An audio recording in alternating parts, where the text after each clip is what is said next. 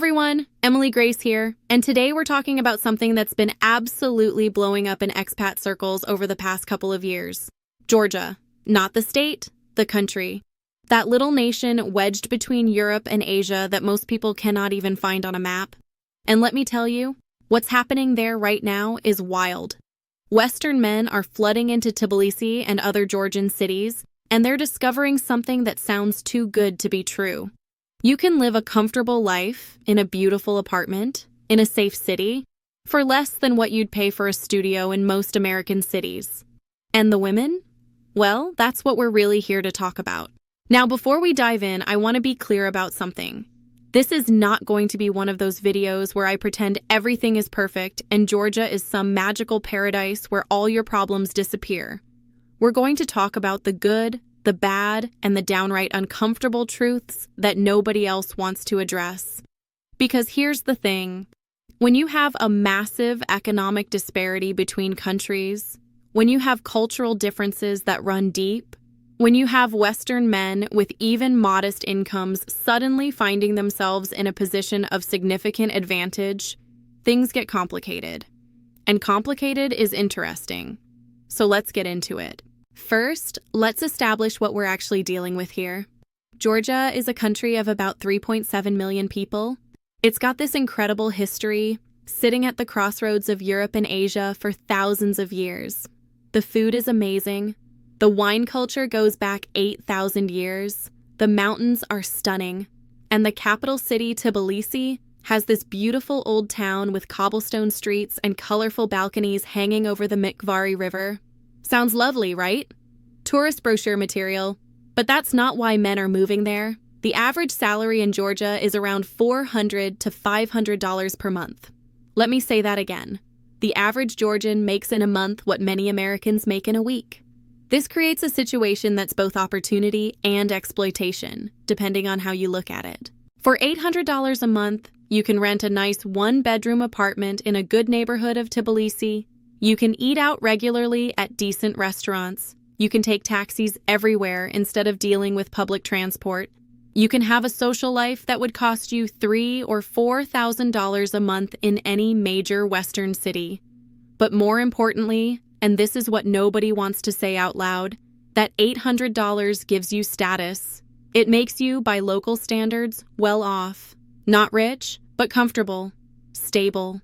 And in a country where economic stability is hard to come by, that matters. Georgian women see a Western man with a steady income, even a modest one, and they see security. They see opportunity. They see a potential escape from economic uncertainty. And yes, they also see someone who might genuinely be a good partner. But let's not pretend the economic factor is not a huge part of the equation. Now here's where things get interesting and where Georgia differs from places like the Philippines or Thailand or other countries that have become known as destinations for Western men seeking relationships. Georgian women are not desperate. They're not throwing themselves at every foreign man who walks by. They're not economically devastated to the point where any escape route looks appealing. Georgia is poor by Western standards, but it's not impoverished. It's a middle-income country with a growing economy and a relatively educated population. So why are Georgian women interested in foreign men? Well, there are several factors at play here, and they're more complex than just money. First, Georgian men have a reputation problem. Now, I'm generalizing here, but this is what you'll hear from Georgian women themselves. Traditional Georgian culture is very patriarchal. Men are expected to be strong, dominant providers. But there's also a heavy drinking culture. There's machismo. There's sometimes a sense of entitlement that comes from growing up in a culture where men are catered to. Many Georgian women, especially educated ones who've been exposed to Western culture through the internet, through travel, through media, look at this and think, there has to be something better. They want partners who see them as equals, who will split household responsibilities, who will communicate openly instead of expecting silent obedience. And when they meet Western men who, by Georgian standards, seem incredibly progressive and egalitarian, there's genuine attraction there, not just to the passport or the bank account, but to the actual person and what he represents. Second, there's the Orthodox Christian connection. Georgia is deeply religious, like really religious. It's one of the oldest Christian nations in the world, and the Orthodox Church is central to Georgian identity. This matters because it means Georgian women share a cultural framework with Western men that you don't find in Buddhist Thailand or Muslim Indonesia, or even Catholic Philippines. The values align more closely. The understanding of relationships, of marriage, of family has overlap. This makes cross-cultural relationships easier in some ways, even though there are still significant differences. Third, and this is important, Georgian women are traditional but not submissive. They expect men to be men, to lead, to provide, to protect. But they also have strong personalities. They're not going to be doormats. They'll cook you an incredible meal and keep a beautiful home, but they'll also tell you exactly what they think and expect to be heard. This balance appeals to a lot of Western men who are tired of the dating dynamics back home, but who also don't want someone who just agrees with everything they say. Let's get practical. You're a Western man, you've moved to Tbilisi, you've got your $800 a month budget sorted. How do you actually meet Georgian women? First option, and probably the most common, is online dating. Tinder works in Tbilisi. Badoo is popular. There are some local apps. And here's the thing, Western men do well on these apps, really well. Your profile will get more attention in Tbilisi than it ever got in Denver or Manchester or Melbourne. But you need to understand what you're stepping into. A lot of Georgian women on these apps are specifically looking for foreign men. They've already decided that's what they want. So you're going to match with women who are interested in you, partly because you're foreign, not in spite of it. Is that a bad thing? Not necessarily, but it's something to be aware of. You're not just matching based on your photos and your bio, you're matching based on what you represent. Second option is meeting women through social circles. Georgians are incredibly hospitable. If you make a few local friends, you'll quickly find yourself invited to parties, dinners, family gatherings. And Georgian women at these events are much more likely to be interested in genuine connection rather than just seeking out foreigners. The downside is you need to invest more time building those social connections first. You need to learn at least some Georgian, or at least Russian, which many older Georgians speak. You need to respect the culture and not come off as some sex tourist just looking for easy conquests. Third option, and this is underutilized, is through language exchanges or cultural events. Tbilisi has a growing expat community, and there are regular events where locals and foreigners mix. These tend to attract Georgian women who are already interested in international connections, but in a more organic, less transactional way than dating apps. Now let's talk about what actually happens when you start dating a Georgian woman, because this is where culture really matters. Georgian dating culture is more traditional than what most Western men are used to. There's courting involved. You're expected to pursue, to be clear about your intentions, to meet the family relatively early. Georgian women want to know where this is going. They're not interested in casual hookups or ambiguous situationships. If you're looking for short-term fun, you'll find it, but you'll also develop a bad reputation quickly. Tbilisi is a small city in many ways. Word gets around. If you're known as someone who just uses women and moves on, your options will dry up fast. But if you're genuinely interested in something serious, if you respect the culture and the woman you're dating, if you make an effort to connect with her family and learn about Georgian traditions, you'll find that Georgian women are incredibly loyal, devoted partners. Here's something that shocks a lot of Western men who date Georgian women. The family is not just important, the family is everything, and I mean everything. When you date a Georgian woman, you're not just dating her. You're entering into a relationship with her entire extended family. Her parents will want to meet you early, like within the first few weeks early. Her siblings, her aunts and uncles, her grandparents, they'll all want to know who you are and what your intentions are. And here's the kicker, their opinion matters. A lot. If her family does not approve of you, the relationship is probably not going to work. Georgian women are close to their families in a way that most Western women are not. They talk to their mothers multiple times a day. They spend every Sunday at family dinners. They make major life decisions with family input. For Western men used to independent women who make their own choices regardless of what their parents think, this can be jarring. It can feel intrusive. It can feel like you're constantly being judged and evaluated. But here's the other side of it. If the family accepts you, if they welcome you into their circle, you're getting something incredibly valuable. You're getting a support system. You're getting people who will help you navigate Georgian culture, who will look out for you, who will treat you like one of their own. Georgian hospitality is legendary for a reason. When you're part of the family, you're really part of the family. They'll cook for you, they'll help you find work or solve problems. They'll celebrate your successes and support you through difficulties. The family involvement also means something else that's important. Georgian women are not interested in moving abroad and cutting ties with their families. Some will consider it, sure, but many want to stay in Georgia or at least visit frequently. If you're planning to date a Georgian woman long-term, you need to factor this in. You might need to split time between Georgia and your home country. You might need to learn the language and really integrate into Georgian life. This is not like dating a Filipina who's excited to move to America and start fresh.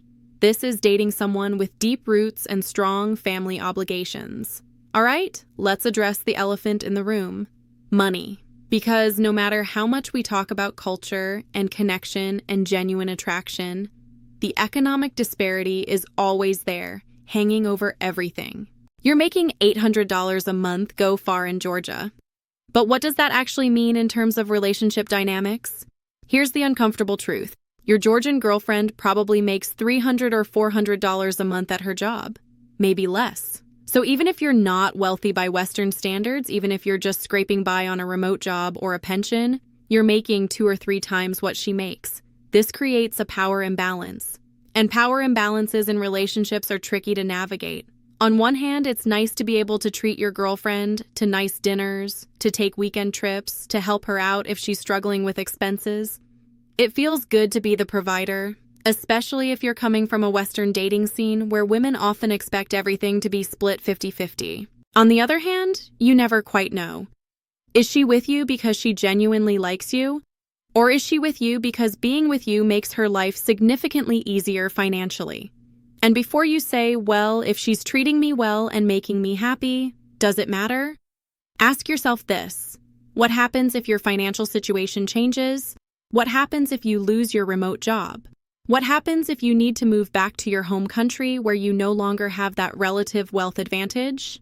These are questions you need to think about before getting too deeply involved, because the worst-case scenario is building a relationship on an economic foundation that can shift, and then discovering that when the money dynamic changes, the relationship falls apart.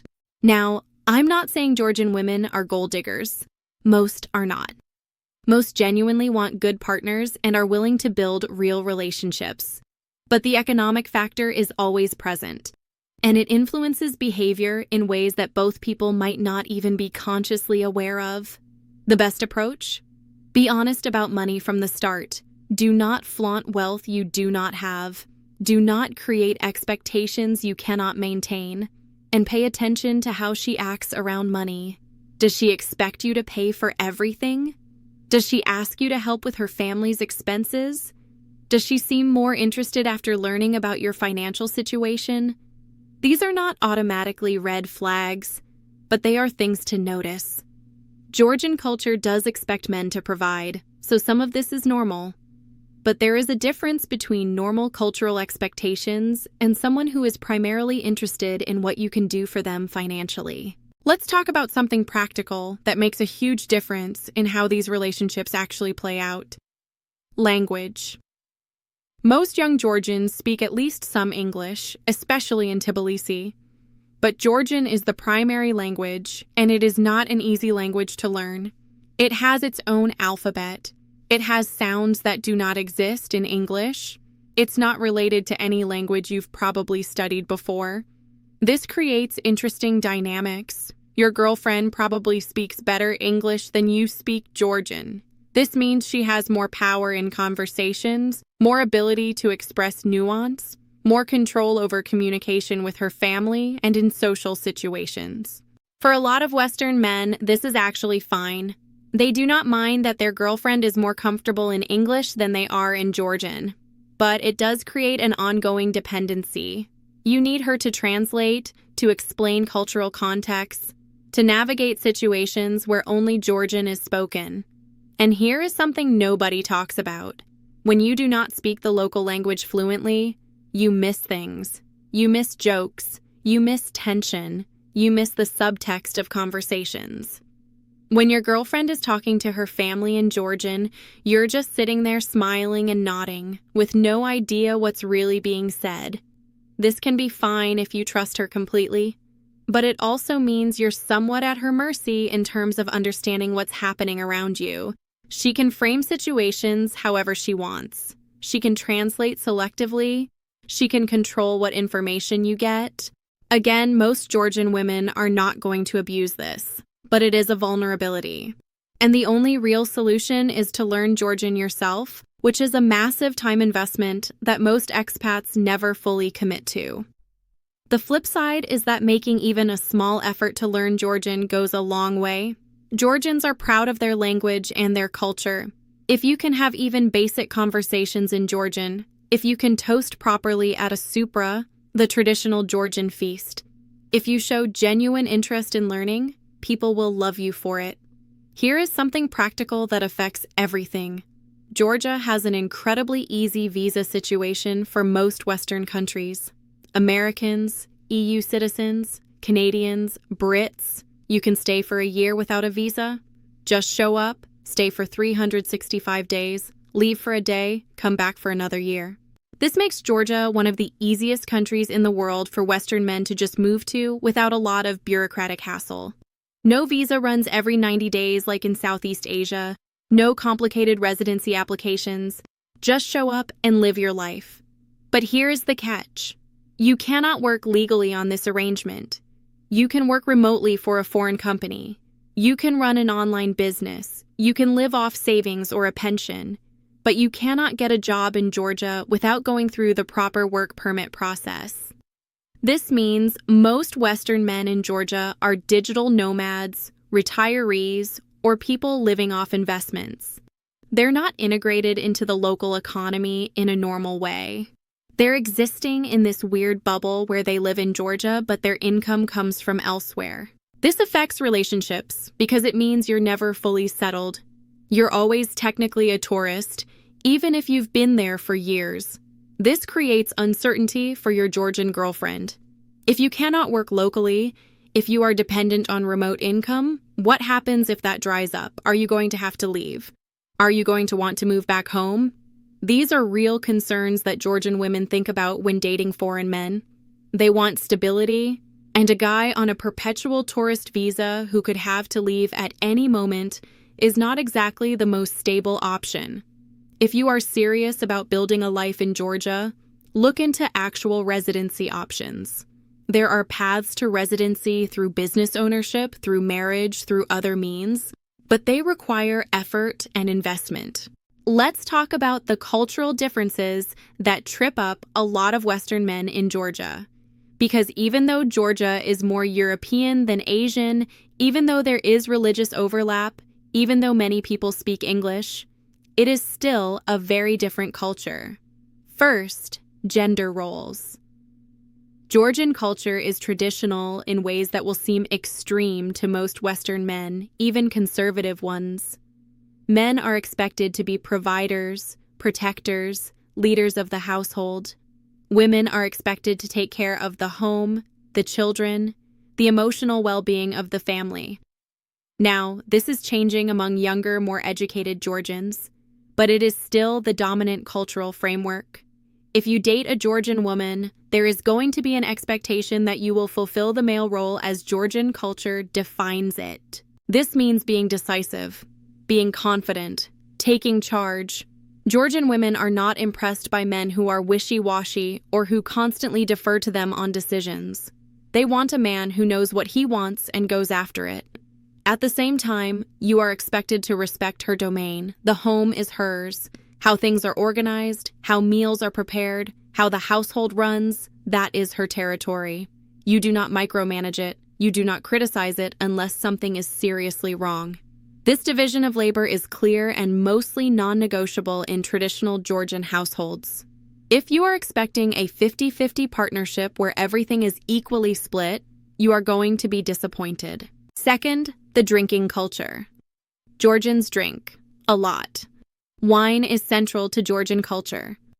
The traditional feast, the supra, involves toast after toast after toast, and you are expected to keep up. If you cannot drink or do not want to drink, this is going to be a problem in social situations. Georgian men in particular will judge you based on whether you can hold your liquor. It is a masculinity thing, and while it is stupid and unhealthy and probably should change, it is the reality you are dealing with.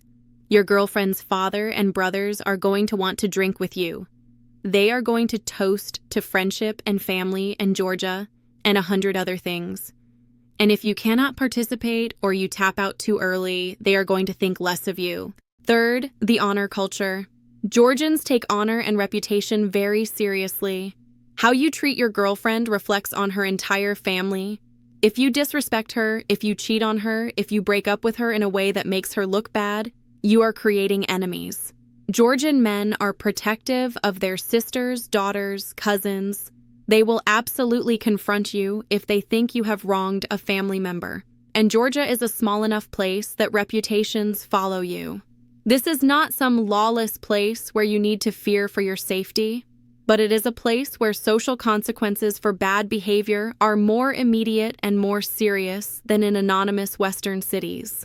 Now let's talk about something that a lot of men who move to Georgia do not expect. The expat scene in Tbilisi is weird. And by weird, I mean it is full of a particular type of person. You have got digital nomads who are there because it is cheap and the internet is decent. You have got cryptocurrency people who are there because Georgia has favorable tax laws.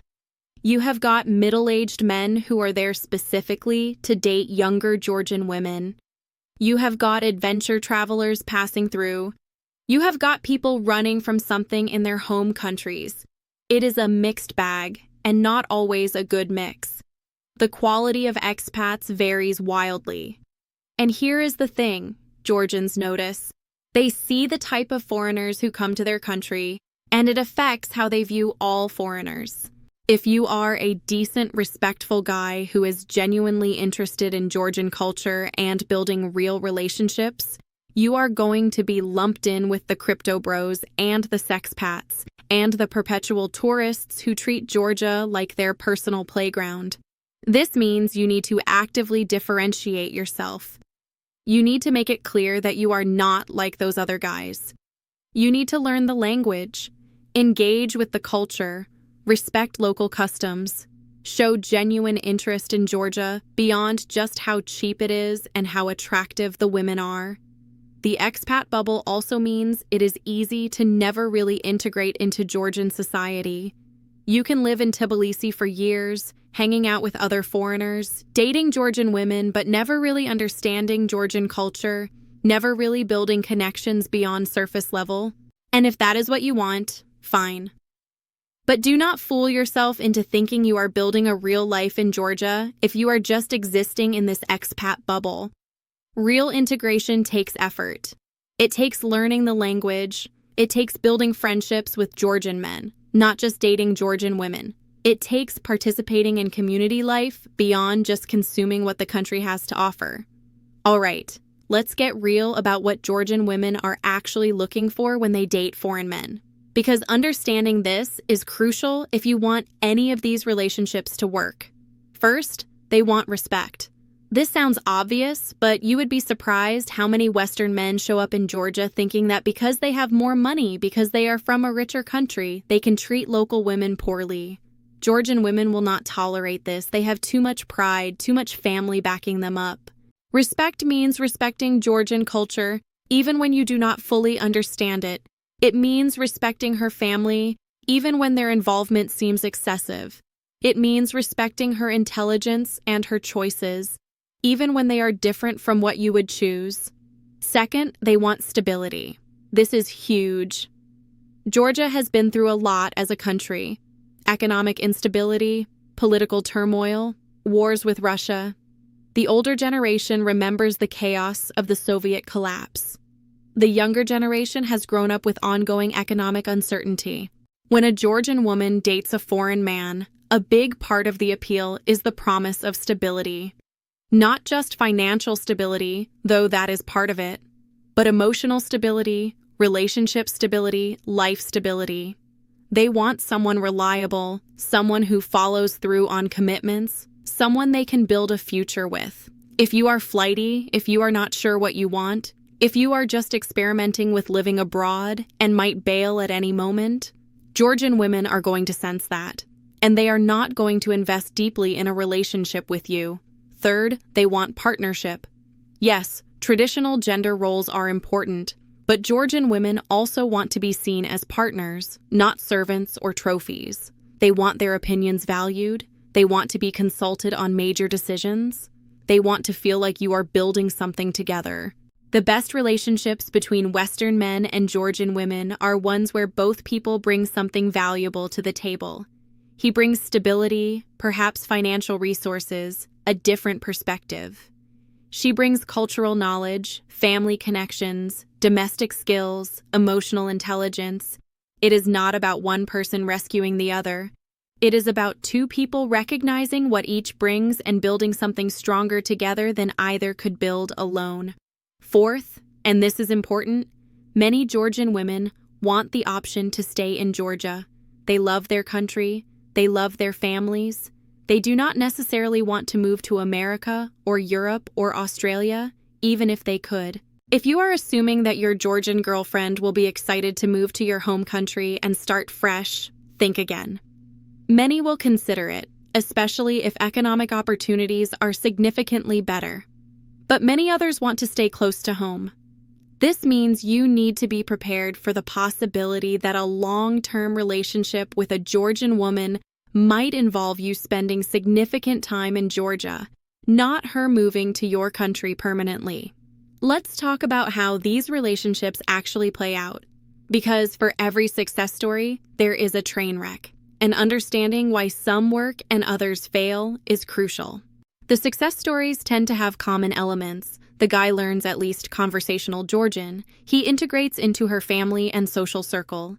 He respects the culture without trying to change it. He is financially stable, but not flashy about it. He is genuinely interested in building a life with this specific woman, not just finding any Georgian girlfriend. These relationships work because both people are getting something real out of them. The connection goes beyond just economic advantage or exotic appeal. They genuinely enjoy each other's company. They navigate cultural differences with patience and humor. They build shared experiences and memories. The train wrecks, on the other hand, usually involve some combination of these factors. The guy never learns Georgian and remains totally dependent on his girlfriend for everything. He treats Georgia like a cheap vacation destination rather than a real place with real people. He is condescending about Georgian culture, constantly comparing it unfavorably to his home country. He cheats or is unclear about his intentions. He runs out of money, and the relationship falls apart once the economic advantage disappears. Or sometimes the woman is the problem. She is primarily interested in what he can provide financially. She is using him as a ticket out of Georgia. She is cheating on him with local guys while enjoying the benefits of dating a foreigner. She is manipulating him because she knows he does not understand the language or culture well enough to see what is really happening. These relationships fail because they were built on unstable foundations. Novelty wears off. Economic situations change. The truth comes out. And both people realize they never really knew each other or wanted the same things. The key difference between success and failure often comes down to intentionality. Are both people intentionally building something real? Or are they just going along with a situation that feels good in the moment without thinking about long-term compatibility? Here is the question that hangs over all of this, the one that makes everyone squirm. Is it ethical? Is it ethical for Western men to leverage their economic advantage to date women in poorer countries? Is it ethical for Georgian women to specifically seek out foreign men because they offer financial stability and opportunity? The easy answer is to say that if both people are adults making informed choices, then yes, it is fine. Consenting adults can do what they want, and there is truth to that. But it is also more complicated. When there are significant power imbalances, when economic desperation is part of the equation, when cultural expectations pressure women to see marriage as their best path to security, how much choice is really involved? I do not have a definitive answer to this, but I think it is worth examining your own motivations honestly. Are you going to Georgia because you genuinely appreciate the culture and are open to falling in love with someone who happens to be Georgian? Or are you going there specifically because you think Georgian women will be easier, more traditional, more willing to date you than women back home? Are you looking for a partner, or are you looking for someone who will fulfill a fantasy of traditional femininity that you cannot find in your home country? These are uncomfortable questions, but they are important ones, because the ethics of these relationships depend heavily on the intentions and behaviors of both people involved. If you treat Georgian women as human beings with their own hopes and dreams and complexities, if you respect their culture and make genuine efforts to integrate, if you are honest about what you want and what you can offer, then I think these relationships can be ethical and mutually beneficial. But if you treat Georgia as a shopping destination for compliant girlfriends, if you exploit economic disparities without caring about the impact on the women you date, if you lie about your intentions or your circumstances, then no, it is not ethical. It is exploitation. Let me bring this down to earth with some practical reality checks for guys considering this. First, $800 a month sounds great until you actually try to live on it. Yes, rent is cheap. Yes, food is affordable.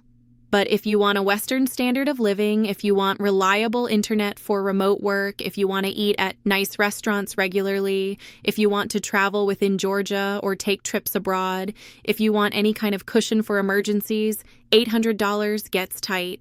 Most Western guys who successfully relocate to Georgia are spending more like $1,200 to $1,500 a month for a comfortable lifestyle. $800 is doable if you are willing to live like locals live. But most Western men are not actually willing to do that for long. Second, the novelty wears off. In the first few months, everything about Georgia seems amazing. The food, the wine, the mountains, the architecture, the women. But after 6 months, a year, 2 years, you start to notice the frustrations. The bureaucracy is maddening. The infrastructure is hit or miss. The political situation is unstable. The economy is unpredictable. The weather in Tbilisi is actually pretty rough, hot and humid in summer, cold and gray in winter. The country is small, and you run out of new things to explore. If you are moving to Georgia just for cheap living and attractive women, you are going to get bored and frustrated. You need to actually like living there for its own sake. Third, language matters more than you think. I mentioned this earlier, but it bears repeating. If you do not learn Georgian, you will always be an outsider. You will always be dependent. You will always be missing important context. And your relationship options will be limited to women who speak good English, which is a specific subset of the population. Fourth, family obligations are real and ongoing. It is not just meeting the family once and getting their approval. It is ongoing involvement. Sunday dinners, holidays, family events, helping with family problems. Your time and resources are going to be expected to extend to your girlfriend's entire family network. If you are not prepared for that level of family involvement, do not date Georgian women seriously, because you cannot have one without the other. Before we wrap up, I want to share something that often gets lost in these conversations: the perspective of Georgian women themselves. Most Georgian women who date foreign men are not victims. They are not desperately clinging to any opportunity to escape poverty. They are making calculated choices based on what they want in life. Many have dated Georgian men and found them lacking. They have dealt with the drinking, the machismo, the sometimes limited economic prospects. They have seen their mothers and grandmothers in traditional marriages and decided they want something different. Something that combines the security of traditional gender roles with the mutual respect and partnership they see in Western relationships. When they choose to date a foreign man, they are choosing based on their own criteria. Yes, economic stability matters, but so does emotional compatibility, shared values, communication style, life goals. The narrative that Western men are somehow rescuing Georgian women from terrible circumstances is both patronizing and inaccurate. Georgian women have agency. They make choices, and those choices are not always about money or passports. Some genuinely prefer the communication style of Western men. Some appreciate that foreign men are often more willing to share domestic responsibilities. Some like that their relationships with foreign men feel more equal, more like partnerships. Others simply fall in love with specific individuals who happen to be foreign. Not every relationship with a Western man is the result of calculated strategy. Sometimes people just connect. The point is, these are complex human beings making complex decisions based on multiple factors. Reducing it to gold digging or desperation misses the reality of what is actually happening. All right, after everything we have discussed, the question is, should you actually go to Georgia? If you are going because you think it is going to be easy, that Georgian women are going to throw themselves at you just because you are Western, you are going to be disappointed. Yes, you will have advantages, but relationships still require effort, compatibility, genuine connection. If you are going because you want a submissive housewife who will cater to your every need without question, you are misunderstanding Georgian women. Traditional does not mean doormat. If you are going because you cannot afford to live in your home country and you see Georgia as a cheap alternative, be honest about that. Do not pretend you are there for cultural reasons if you are really just there because it is affordable. But if you are genuinely interested in experiencing a different culture, if you are open to building real relationships with real people, if you are willing to learn the language and integrate into society, if you are looking for a place where traditional values still mean something and family is still central to life, then yes, Georgia might be a good option for you.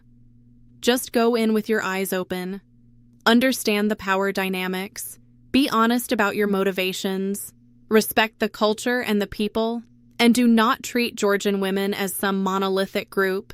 They are individuals with their own personalities, desires, and goals. Georgia is having a moment right now in the digital nomad and expat communities.